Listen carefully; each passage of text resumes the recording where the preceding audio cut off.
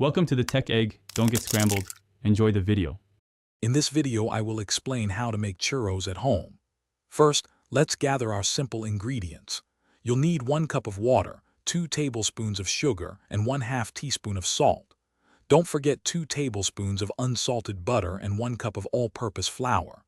For that perfect texture and taste, grab 1 large egg and 1 teaspoon of vanilla extract. Finally, have plenty of vegetable oil for frying and cinnamon sugar for a delightful finish. Now let's create that perfect churro dough. In a medium saucepan, combine 1 cup of water, 2 tablespoons of sugar, 1/2 teaspoon of salt, and 2 tablespoons of butter.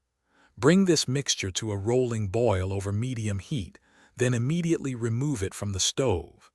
Add 1 cup of all-purpose flour all at once, stirring vigorously until a smooth ball of dough forms. Finally, beat in 1 large egg and 1 teaspoon of vanilla extract until the dough is completely smooth. It's time for the exciting part, frying.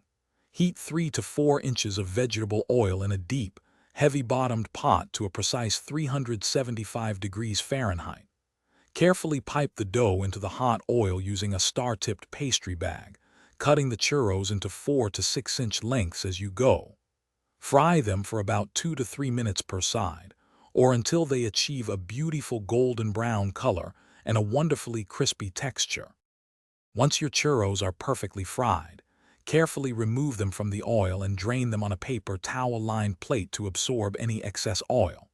While they are still warm, roll each churro generously in a mixture of cinnamon and sugar, ensuring every inch is coated. Serve your delicious homemade churros immediately for the ultimate fresh and crispy experience.